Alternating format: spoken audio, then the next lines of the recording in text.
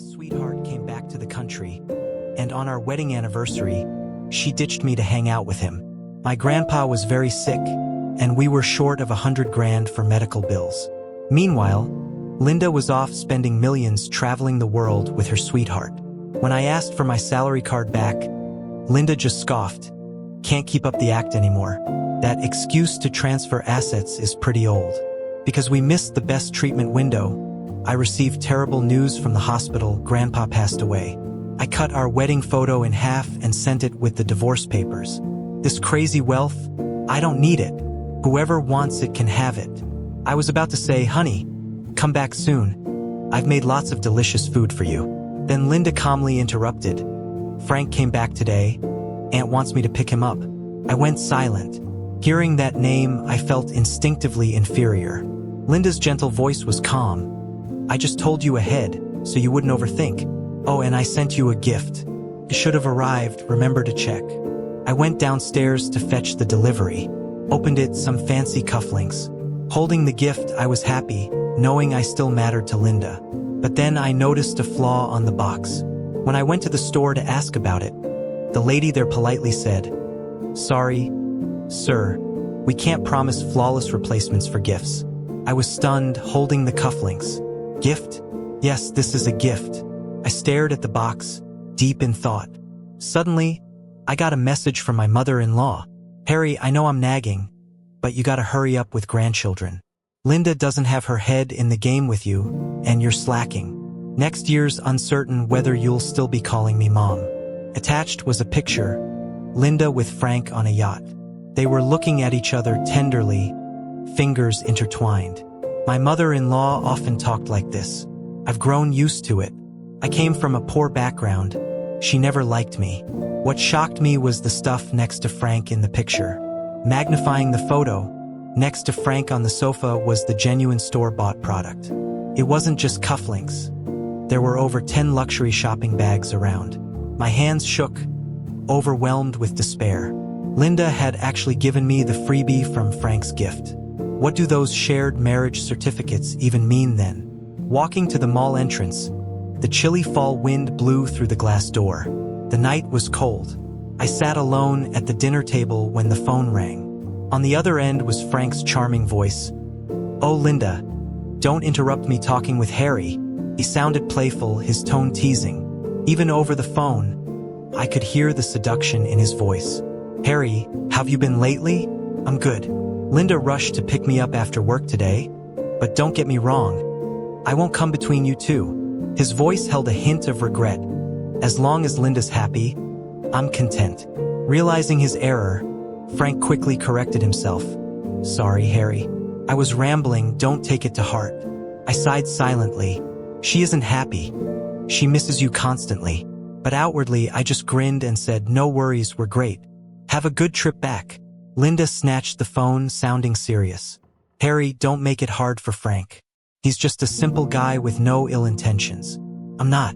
Linda, thinking she had it all figured out, said, "I see through your schemes. But Frank is family. Don't involve him in this. We're married now. He's no threat to you." I didn't know whether to be angry or argue. But whoever loves first is always the captive. Everyone said marrying Linda was a stroke of luck. I knew I'd never compare to Frank. He's a charming young heir, the one who helped Linda when she was broke. Had Frank not minded Linda being poor back then, they'd probably be together by now. Fate played its tricks. Once they parted, Linda's business began to soar. Unknowingly, I fell for the graceful Linda, complicating matters. Over 3 years, I pursued her fervently. No holding back, and eventually, Linda agreed to marry me. After the wedding, I followed her lead and became a stay-at-home husband. She said we're a couple and should be open, taking my salary card but giving me a supplementary one. "Use the money as you wish, it's our joint asset." I felt sweet holding that card, not for the limitless credit but the security Linda gave me. But then, I began noticing the inconveniences. This card couldn't be cashed out. I couldn't even send living expenses to my grandpa. Each time I asked Linda for money, she'd have the perfect excuse. Once I mentioned taking my salary card back, and she got mad. "Harry, don't you trust me?" There isn't much in your card. Do you think I care about that little money? If you want it, take it. Seeing her upset, I let go of the idea.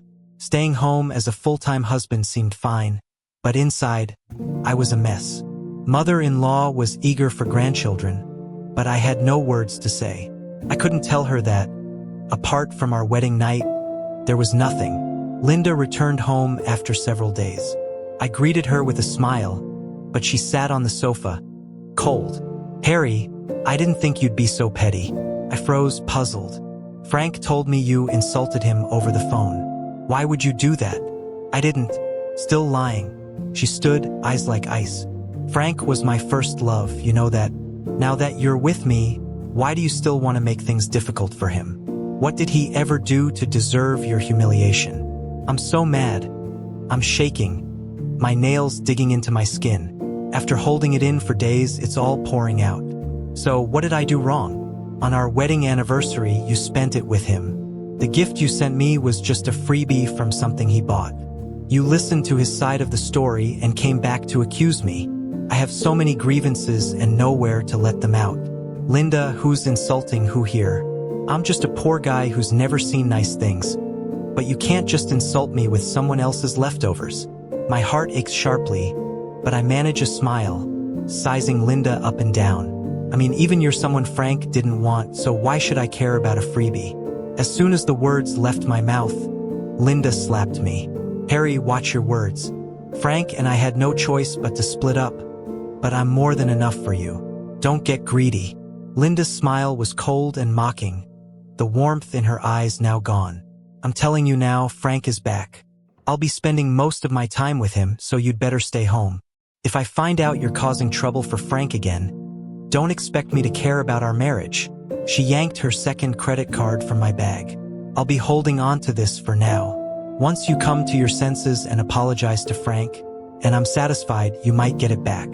That card was everything to me, and without it, I couldn't live. I lunged to grab it back. "Didn't you say this was our joint property?" Linda pushed me down, looking at me with contempt. "Frank was right, all you care about is my money. No way I'm giving you the chance to sneak it away." She glared at me. The prenup was clear. "My family's money has nothing to do with you. You should spend these days reflecting at home." The door slammed shut, leaving me amid a heap of chaos. I lay on the floor, pain flooding in waves, cutting deeper each time.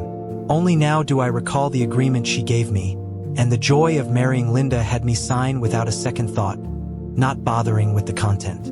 What a fool I was. This so-called life as a stay-at-home husband, this idea of no secrets, shared assets, it's all lies Linda spun to take away my last sense of security. Our marriage is a cage I willingly entered. Then the phone rang. It was the hospital. My grandfather was critically ill. By the time I arrived, he lay there with shallow breaths, the beeping of monitors piercing my heart. He's been in poor health for a while now. The doctor said it was due to years of poor nutrition and overwork. My grandfather raised me. I remember him carrying me in his arms with a bag full of recyclables on his back. I clutched his hand by the bedside, phone pressed to my ear, whispering between sobs and desperate pleas. "Linda, I'm begging you. We've been married for 3 years. I won't ask for anything else, just my paycheck card. Grandpa won't last much longer." The other end was a tangle of intimate noise, and Linda used it to sever ties with me. "You must be joking. Today it's your grandpa, who will it be next?" She mocked. "Harry, the agreement is clear. My money has nothing to do with you." The doctor stood grim-faced. "His condition is critical. Without immediate surgery, he won't last a week." Panicked, I scraped together $5,000, but I needed another $5,000. Outside the hospital, rain poured down. Taking cover under an awning, I called her one last time. "Linda, I don't want anything else. I won't fight for Frank, or I'll apologize, whatever you want. I shouldn't have argued with you. It's all my fault. Please, I'm begging you. I just need $5,000 more." Linda's voice was as cold as ice. "Harry, are you that desperate for money? Don't you realize what you've been living off of?" A nurse rushed down the stairs and grabbed me. "Harry, I'm sorry. Your relative missed the window for resuscitation. My phone slipped from my hand. Screen cracked. It didn't stop the flood of notifications. First class flight tickets, $100,000. Jewelry expenses, $1 million. Clothing expenses, $3 million. Turns out, while I was reflecting, she was off on a world tour with her lover. Her money could be spent by everyone but me, not even my $5,000. Hello, Harry? I didn't think you'd scheme so deeply, hiring people to act for you. Linda's contempt dripped through the phone. I rushed into the ER, looking at my grandpa covered by a white sheet, and felt my heart die. The phone rang again. Unfeeling, I answered it. Harry, who gave you the guts to hang up on me? Keep it up, and I swear I'll divorce you. Linda finally admitted it. I guess divorcing me had been on her mind for a while. Today was just the trigger, and she could finally be rid of me.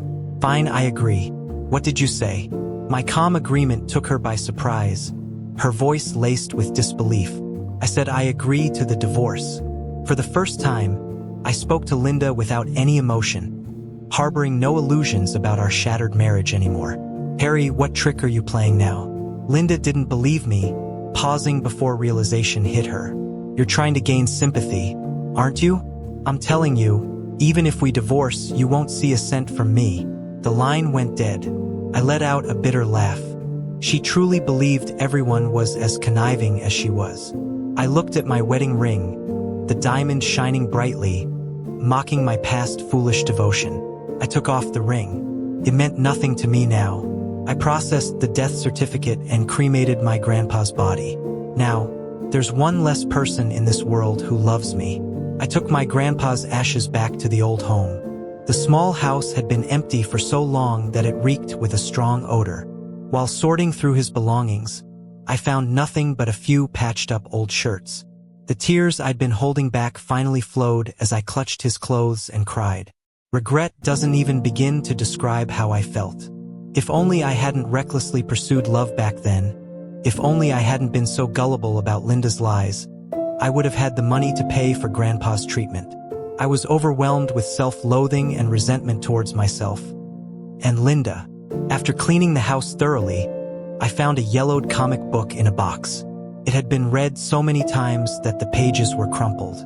I tried to remember, yes, Grandpa would use this to entertain me when I was little, but I couldn't recall the details. Randomly flipping it open, there were a few scribbled words.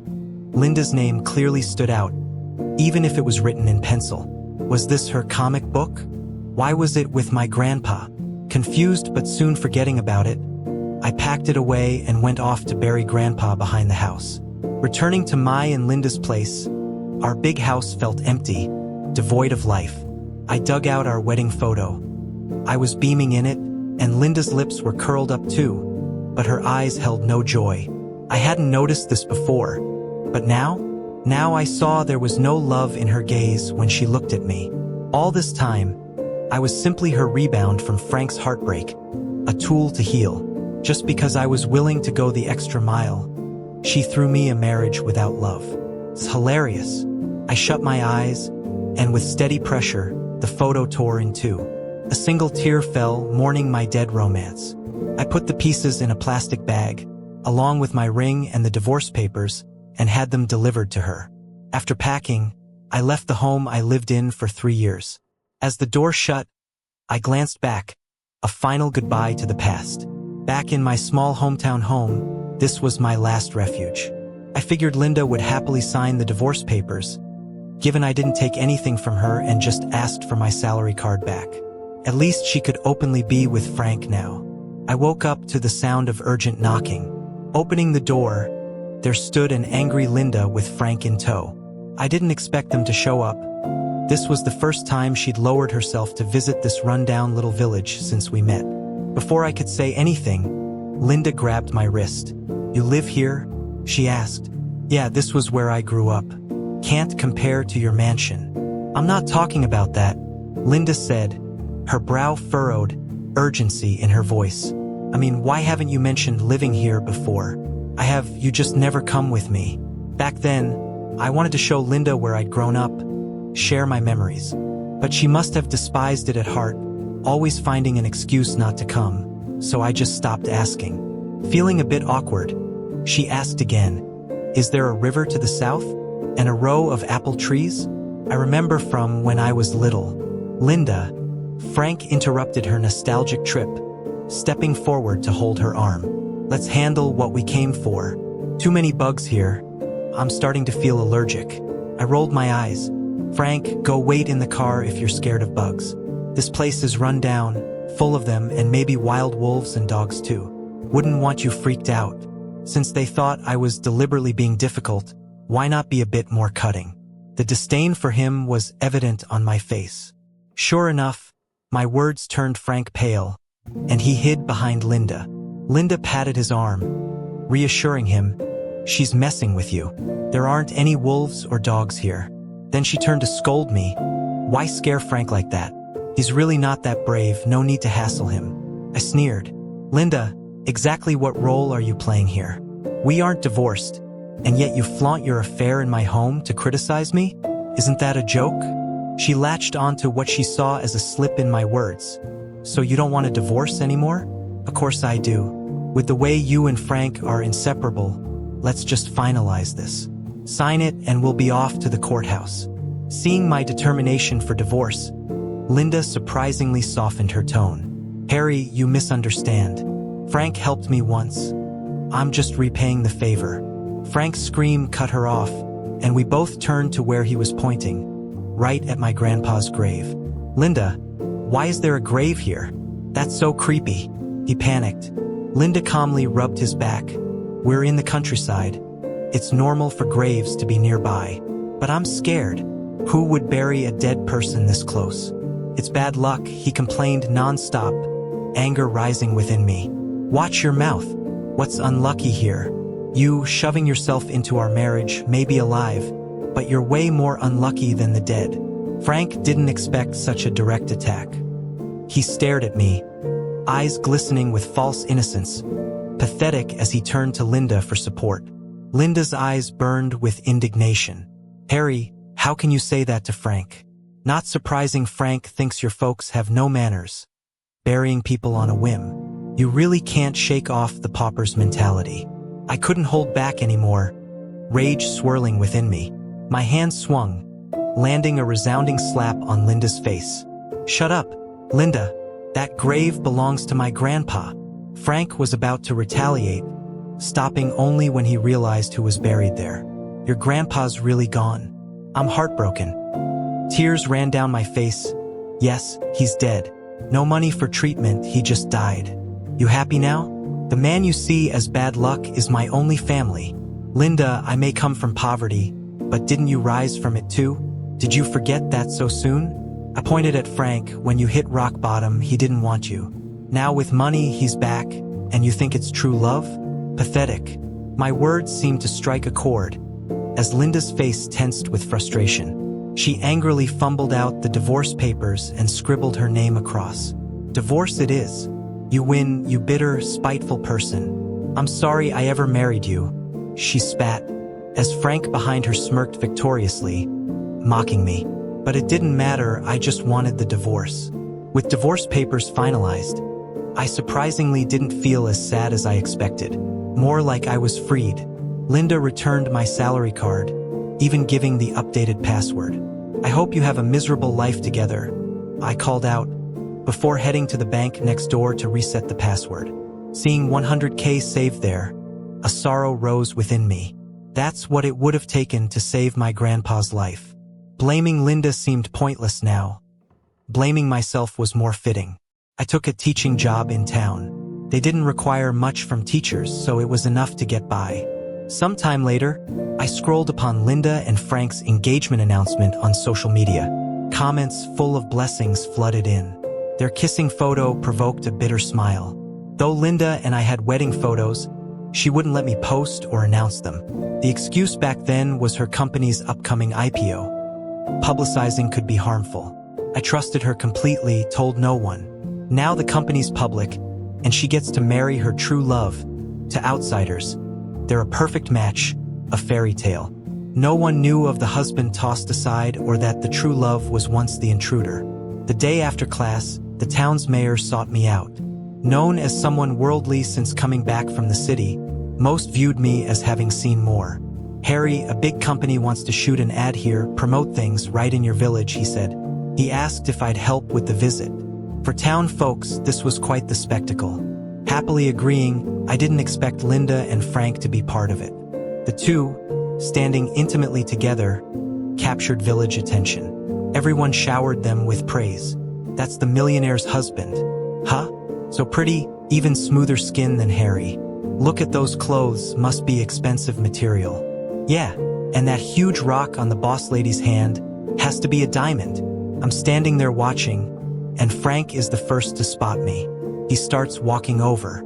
Harry, long time no see. That smug attitude of his makes me sick. But with all these people around, I can't just ignore him. Yeah, long time. She takes a step closer and whispers in my ear, I'm marrying Linda next month. Hope you can come to our wedding. She gives a bright smile and waves Linda over, and the both of them stand in front of me. Harry, I'm genuinely inviting you. We really want your blessing. Linda looks at me with a complicated expression but can't seem to refuse Frank's request. I'll send you an invitation. I don't need it. I seriously want to crack open his head to see what's inside. Linda, are you crazy inviting your ex-husband to your wedding with your lover? Frank is not a lover. Linda hisses, her face flushed red from my words. Not a lover? I show them a picture her mom sent me. With all that hugging, who'd believe there's nothing going on? Check the date, it was on our wedding anniversary. Frank tries to grab my phone, but I dodge, and he nearly loses his balance. Linda holds him tight. Harry, how dare you push Frank in front of me? Now I'm sure Linda's got some serious issues with both her head and her eyes. I shrug. Better take your lover and bounce, or I'll just keep bullying him. Let it go, Linda. Harry didn't mean it, Frank says, putting on an act, and pulls Linda away to prepare for their shoot. Now I get it. When the mayor mentioned shooting a commercial, he meant it was their wedding photo shoot. Our village is known for its beautiful scenery, although this is the first time someone's taking wedding photos here, and I ended up being Frank's assistant.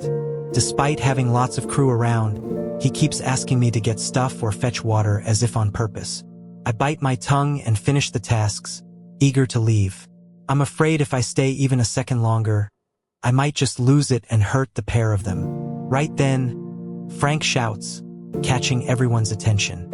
My ring is missing. She starts searching frantically, and Linda gets everyone to help find the ring. After a long search, Frank points at me. Linda, Harry must have taken it. There's no way she'd make false accusations after using me like that. I didn't take it. Linda seems skeptical, though. Frank, keep looking. Harry wouldn't take your ring. Frank puts on a hurt look. Linda, really? You trust him over me? I just took it off and he was the only one near me. Who else could have taken it? I said I didn't take it, so stop accusing me. Linda looks between us, deep in thought, unable to make a judgment. Would you let me see your bag or search you then? Frank demands with a ridiculous request, and of course I refuse him. But he goes on about how important the ring is. Finally, Linda approaches to snatch my bag. Frank might be right. You're greedy and you might really have taken it. You wish. I clutch the bag tight, unwilling to budge, but to Linda, that only makes me look guilty. If you didn't take it, why not let us look?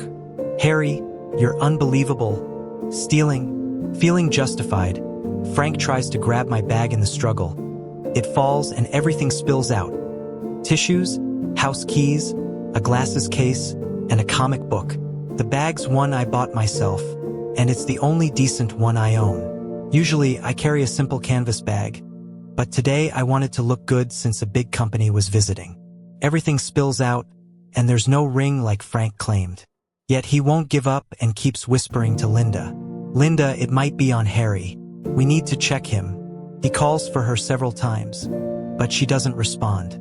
Instead, she squats to pick up the comic book, unable to look away. Her hands shake a little, and she's breathing quicker. Harry, why is this book in your bag? Frank tries to grab it, but Linda evades him. He can only cling to her arm, whispering sweetly, Linda, it's just a silly book. Let's go shoot. But this time, Linda doesn't listen. Frank's voice grates on her nerves, and she snaps, "Shut up." He's shocked, standing there, biting his lip in discontent. Linda looks at me with searching eyes. "Tell me, why do you have this book? It's labeled with her name." I figured it's best to give it back. "My grandpa gave it to me. If it's yours, take it." I wasn't holding onto it to be spiteful. "That's impossible." Suddenly, her voice got louder and startled me. Before I could react, Linda grabbed my shoulders with both hands. "Where's your grandpa? I want to see him." She hit me right in the feels, and I slapped her hands away. "Are you crazy? I told you my grandpa's dead. He died because you wouldn't give me money for his treatment." Linda stumbled back a few steps, her eyes already welling up. "Is there a portrait? There's got to be a picture on the headstone, right? Take me to see it." I'd never seen her like this, and almost without thinking, I took her to my grandpa's grave. Linda leaned in close to the photo on the headstone, staring at it intensely. She closed her eyes, as if trying to remember something. When she opened them again, they were red from tears. "Harry, isn't there a river to the south?" "Yeah, but a kid drowned there before. It's not clean, so they filled it up." Hearing my answer, Linda crumpled down in front of the grave. She grabbed her hair and cried out in pain. "No, it can't be. It's impossible." She suddenly stood up and shook Frank hard. "Didn't you say you saved me? Huh? Then why is this comic book here with Harry?" Frank seemed clueless, unable to say anything that made sense. "Linda, I did save you, remember? I was always by your side, pushing you to be better. Didn't you say I was your savior?" Linda froze. She looked at me, then at the headstone, and then at Frank. Shaking her head, she mumbled that it was all a mistake. Suddenly, she crouched down, hugged her head, and cried loudly, as if letting out everything. "Harry, I got the wrong person." Her eyes filled with pain as she looked at me. I remembered something that happened years ago, though things were a bit blurry. 10 years ago, while my grandpa and I were scavenging in town, we saw a little girl struggling in the water and a woman lying unconscious nearby. My grandpa pulled them out and gave them first aid. The woman quickly came to. After they were safe, I was about to head home to grab them some food. So when Linda woke up, she saw my grandpa, and that bouncy little boy with pigtails, that was me. They left in a hurry, and the backpack they carried was carelessly picked up. The comic book must have fallen out from it. What I didn't expect was that the people my grandpa saved that day were Linda and her mom. Her dad had died after spending all their money on healthcare. Her mom, left with nothing, felt hopeless and attempted suicide by jumping into the river with Linda in this remote village. She thought they would die without anyone knowing or saving them in such an isolated place. But my grandpa happened to be there by chance. Funny how life works sometimes. Frank, who also had pigtails, appeared in Linda's life, and she naturally thought he was her savior. I let out a sigh, followed by a deep bitterness. "I'm sorry, Harry. I'm sorry for you and your grandpa." Linda kept apologizing, her face full of regret. "It's too late, Linda. Grandpa's gone. Back then, I begged you for money to save him, but you didn't believe me." "No." She pounded her head with her fists. "I thought you were lying. I didn't know it was your grandpa who saved me. How would you know? You never came home with me. You never even met my grandpa. Linda, you looked down on me. You never loved me." "No, Harry, don't say that. I mistook someone else." Linda pointed fiercely at Frank. "It was him. He was the one who lied to me." Frank stomped his foot. "That's just what you thought. I didn't lie outright. You just assumed. You believed whatever I said then, and now you're blaming me? Linda, you're the one who's insecure. Did you actually love me? Or were you using money and position to conquer me?" Watching them bicker, I couldn't help but laugh. This was the person Linda kept in her heart. So he's the kind and understanding man she's always been talking about. I had a few peaceful days after they left. But this whole thing made me realize that being poor is one thing. Having sensitive kids who might feel inferior is another. In this remote little village, this undeveloped town, education is what they need the most. We have to make sure those kids from less wealthy families get a decent education. so they can accept their backgrounds and learn enough to change their futures. That's why I went around to different places, pushing the local government and the Education Bureau to prioritize education for rural kids. With the first donation, the kids got new desks, a playground where they could do exercises, and the same textbooks as those city kids have. Once some successful folks and good-hearted people heard about it, they started donating too. The foundation for a new school is already laid. When this new school is built, I'll be its principal. I'll guide these kids to a brighter future. That night, a news story went viral. The CEO murder case. After going back, Frank secretly shifted a lot of assets out of Linda's name, almost bankrupting her company. Linda had long wanted to break up with him, and after all this came to light, they had a huge fight, and Frank ended up dead at Linda's hands. There was a knock on my door late at night. "Harry, I killed someone." Her voice was excited, not scared at all. "I killed Frank. From now on, you're the only husband I'll ever have. I promise to love only you. The police must be after me now. Let's run away together. I know you still love me." To keep her calm, I pretended to agree and called the police when I went to pack my stuff. When the police broke in, Linda was still a bit shocked. "Harry, why did you call the cops? I love you, we could wander the world together. Even though I'm broke, isn't my love for you enough? Don't you love me?" I nodded. "No, I don't love you anymore." "What did you just say?" "I don't love you anymore, Linda. You must face the consequences of what you've done. You used to be more than enough for me, but now you're not." As the police took her away, she kept shouting she loved me. But I didn't need it anymore.